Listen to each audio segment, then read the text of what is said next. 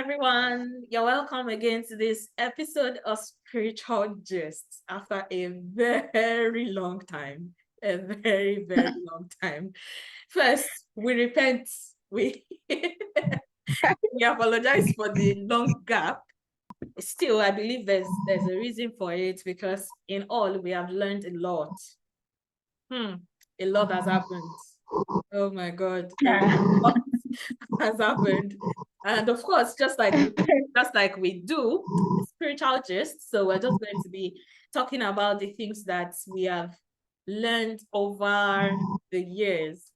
And we hope that one way or the other, our experiences will be able to help everyone watching, and every point you are in your life right now, there is definitely a word. And if you by any chance watch this video, it most likely means that you have one or two things to pick from whatever we'll be sharing. And of course, I have my partner, always, the one that God has given to me. After that, he bore witness again of late that this is the person I have given to do these things together, do these spiritual assignments together. And that is Mrs. Irene Kafe-Notch. Yeah. He's joining all the way from Ghana. From the last episode, he actually said it's true actually. We said we'll be doing it. One of us from Qatar and one of us from Ghana. And 3 years after, I still remain so. Irene, hello to our viewers. Hello, viewers. I'm glad to be here. It's been a while. But as she has said, we didn't mean for it to take this long. But honestly, we also know that God was working something out. And from what both of us have said behind the scene, we just knew that this was the right time for God to allow us to go ahead with this. I think there was once we planned trying to do something, but it never got. And how this thing just came about easily like that, I don't know. I'm just so sure that this is a time for it. And I know that whatever God has for us and you that are viewing us, I'm sure that you will be blessed through whatever we'll discuss here. So sit down, enjoy yourself, and listen to what God has for you through us. Amen. Thank you. And of course, we'll be starting with Miss Irene. She'll be sharing with us some very special things that she has been through and she has learned over the last 3 years. And we'll be starting with should we start with the question of what exactly was your situation? Is it the situation now, or what was it like when you were living? What were you expecting? What were the words of the Lord to you while you were? Is there any testimony to share around that? Yes, I do. I actually do. At the time when we were about finishing, that's when this COVID wahala all came in. And it really messed up our programs. I think it even started from when the school wanted us to go for internships. And I remember how we planned going to Ghana and everything. We did the letters, everything was ready. The money was paid into our account for this internship, only for lockdown to happen. COVID did us only for lockdown to happen. I think that was the beginning of all the troubles.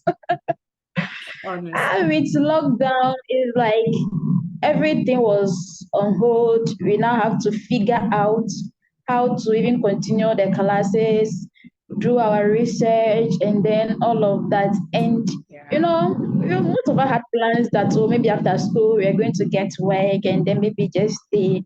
And at the same time, we're asking for the will of God and all of that. So we realized that uh, after, I think, almost completing, we're supposed to leave the hostels. Mm-hmm. And here is the case, you don't even know where we were going to. Yeah, For some of us, for some of us, it's okay. We want to go back home because we still have a family to take care of. We can't be here Mm-hmm. and then doing nothing. And while my children are there, they need their mom, they need somebody to be there for them. The bonding, and they were very little then, thinking about the bonding and all of those things. My husband alone taking care of them, I was thinking all of that. So I think I was just praying, asking God for His will to be done. And now here's the case. I said I was going back to Ghana. And how do I return to Ghana? Because I was locked down. I didn't even have money. I didn't have money to even buy my own plane ticket back. That was one. And then secondly, because of the lockdown, government of Ghana says that anybody that was even coming to Ghana needed to be isolated in the hotel for 2 weeks, 14 days, and they'll have to take care of the hotel bill. And I'm like, even my own plane ticket, I can't even afford it. How much more a hotel? So it became a huge concern. It was like I was stuck because in a few days we'll be ejected from the hostel, and I don't know where I'm going to. And this is a case where I can also go back home because I don't have the money to take me home.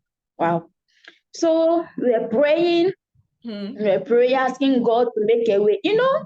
One of the things this experience taught me is this name that you called God, that He's a way maker. That was when I got the revelation of God being a way maker. Mm-hmm. Mm-hmm. So while we were thinking about how help was going to come, whether my husband would be able to raise money from Ghana here to, and at that time, plane tickets were going up because of the because of the what was rush. happening. Most Yeah. of them were not traveling. Most of them were not working. So the few that were working, the charges were a bit up. So I remember I was there one day. Then I got this memo that they are trying to what was the name? Transport Ghanaians from the embassy, from the Ghana embassy. They're trying to transport Ghanaians back to Ghana, but you would have to pay for the flight, and then we have to also pay for the hotel. And they gave us the bill, and I'm like, God, where am I going to raise this money from?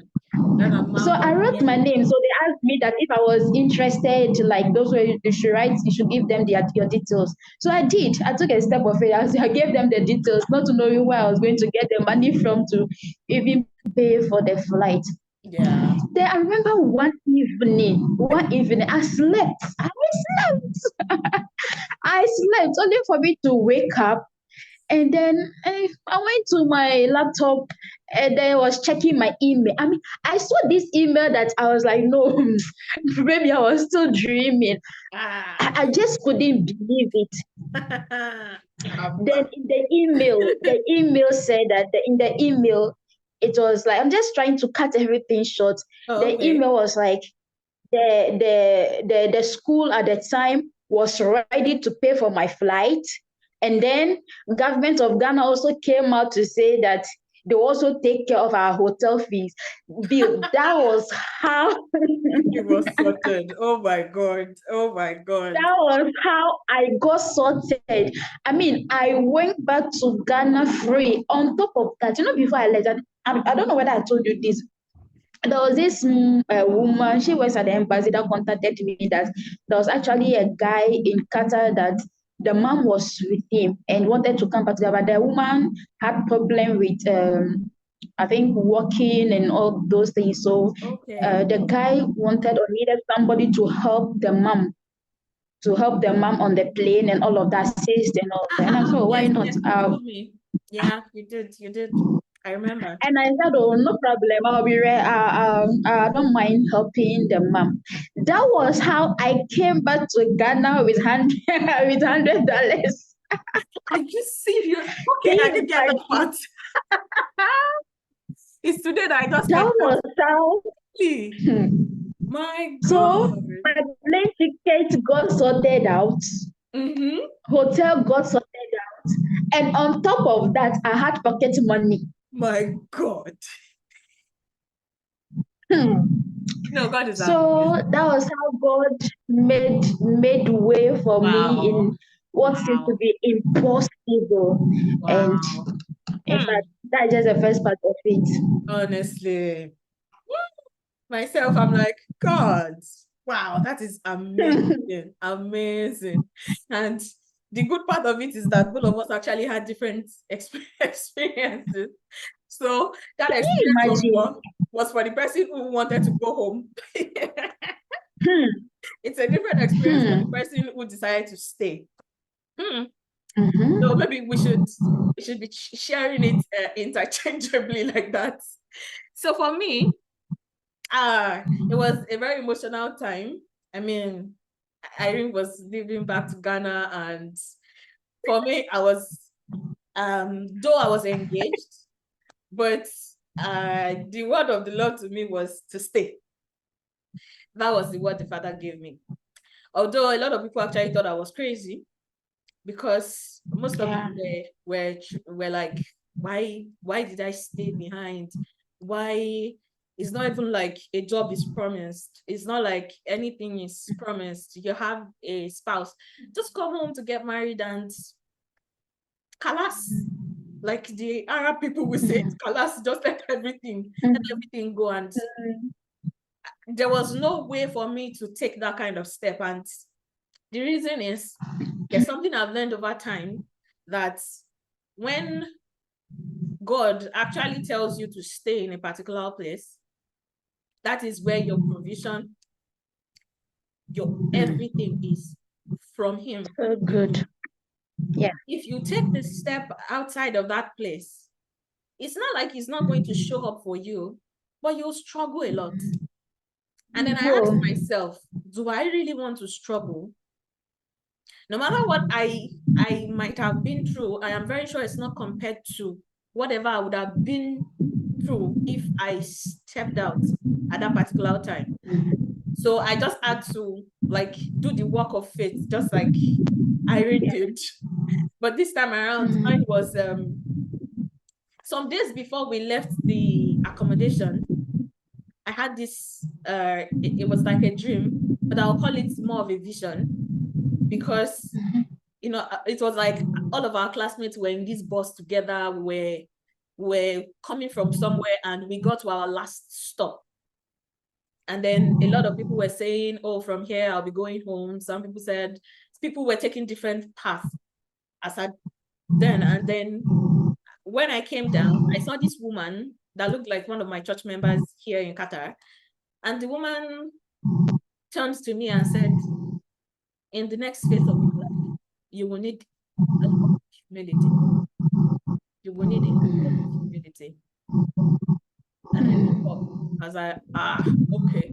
This one that Abba is telling you what I had. What is waiting? What exactly is waiting for me? So we were to leave the hostel, and I was looking for accommodation here and there. At first, I was like, okay, I would probably take a room for myself. And then after seeing the whole price of accommodation around there, I was like, High. okay, Very high. so high, especially for someone who doesn't even have a job yet. All I had was the left with me from UCL. So it was like, okay, how many months will this even take me if I want to get a pricey apartment? Because I mean, we were living from a 5-star accommodation.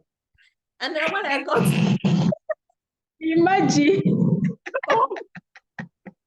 when I got into the deep part of Doha, I saw some accommodation and I was like, no way. Really? You don't mean to tell me I came all the way from Nigeria to come and stay in this kind of accommodation. And then My husband can best relate to that. you have no idea that they could actually have such deteriorated accommodation at that time, because I was like, Qatar Foundation was the only way we could view Doha generally, or Qatar generally. It's like we viewed it like this is how everywhere looks. Academic city. Got my shock, and at that point I was like, okay, God, I just hand over everything to you. I need accommodation. I need a place to park to. And just when a person advised me to just send a message on our family, on our church family group, and just say I'm looking for accommodation, and just say my budget and see if someone will come through. And that very day, someone just sent me a message, and she was like, oh, she has been looking for a person. And I was like, send me a video of the room. And immediately I saw the video of that room, I just knew that God prepared it, because everything was what I wanted. Everything, price, the space, the everything. I was just like, I found an accommodation. You needed to see how joyful I was to be able to find something. I can imagine that joy within my budget and all. So eventually I packed my things and I went there. And yes, again, thank you for the help with the my first bed that I had out of Qatar. I will not forget that. She just remembered. I forgot about that. Yes. So after that, I just went to collect the bed from your friends, and I went to the place, and then the question was, what happens from here? What happens to me from here? What happens to me from here? And then I started looking for job, and good for you, Irene. God promised you a job before you actually left the accommodation. I remember that he actually told you we can do a job. Though you didn't know where or how, but at least he promised it. For me, there was really really he promised even before I came to Qatar. Good for you. Mine was more of a blind person working, because the only thing I knew was I was supposed to stay. But then I knew he would provide, and I knew he knew what he had for me, making me stay. So eventually, I applied to a lot of places, and because of COVID, of course, everywhere was locked down. So there was really no way. And okay, for the first month, I paid my rent. For the second month, I paid my rent. And then how to pay the other months and all of that, and put it together. Take a miracle. And then my brother, all of a sudden, who is studying at the time, even he was looking for funding for his research. So he was the last person that I would even ask for help at the time. Sending money from Nigeria is very useless, because I mean, how much do I have to send from Nigeria to be able to pay rent or to be able to feed? And then my brother just sent me a message and just said, hi, how are you coping? How is everything? Okay, I just recently got some means of, his supervisor just called him and said, oh, would you like to take online classes? You'll get paid for it. Yes. And that was how he got that job.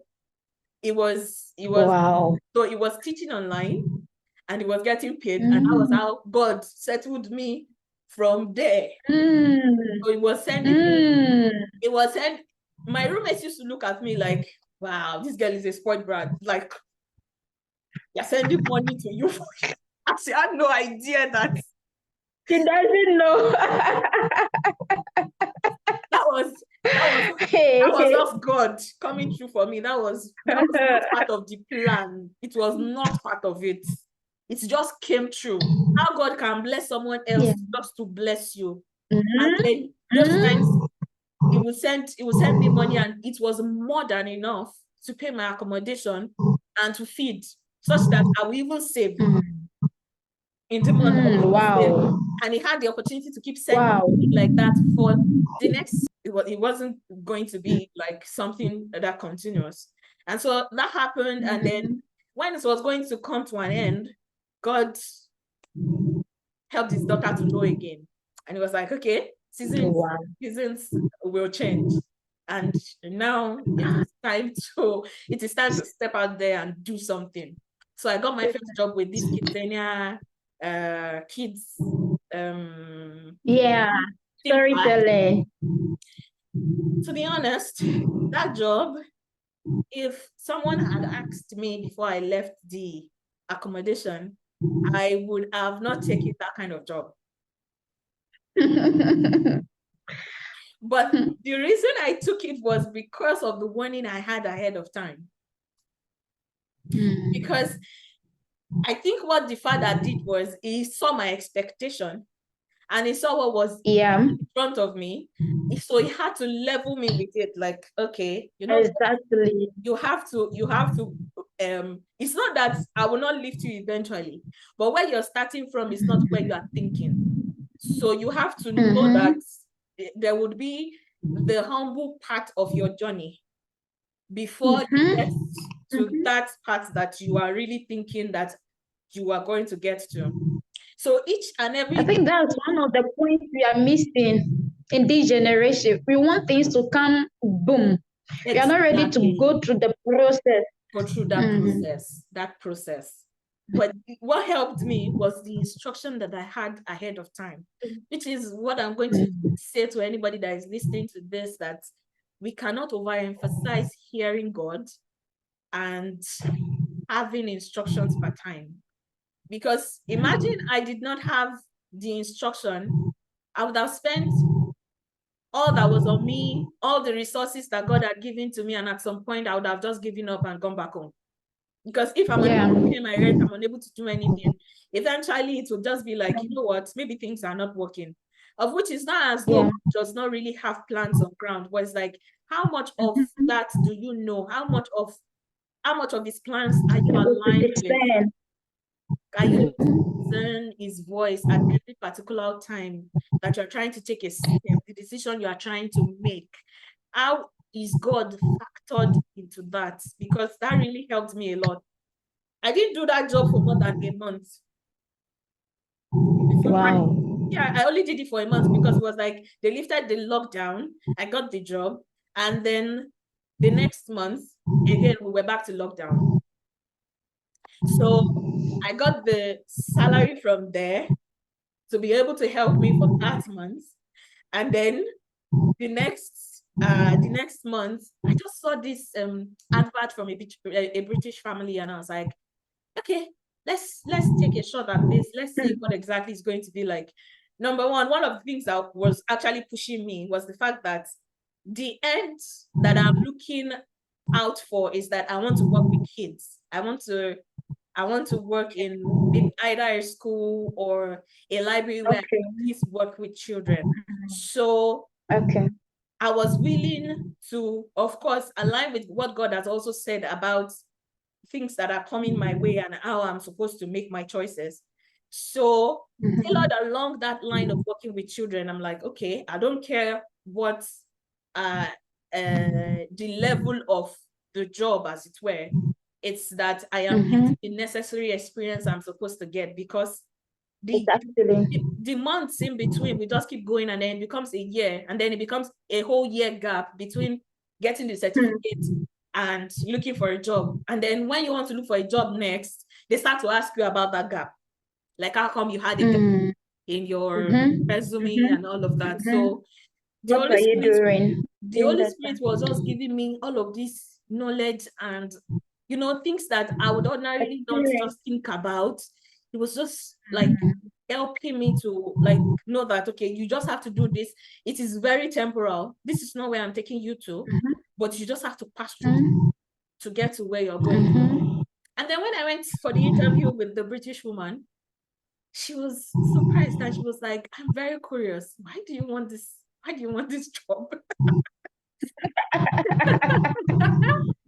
And I was like, well, to be honest, it's a temporary job for me. She said she knows that definitely she doesn't expect me to stay for long, because she was surprised. She was, now this is it. It's a different thing for you to say you're looking for a babysitting job, and then you get there. Normally they want to treat you like, okay, you're a babysitter or something. But this woman actually would talk to me like she's talking to a friend, because she saw me like someone that had the same level of understanding that she had.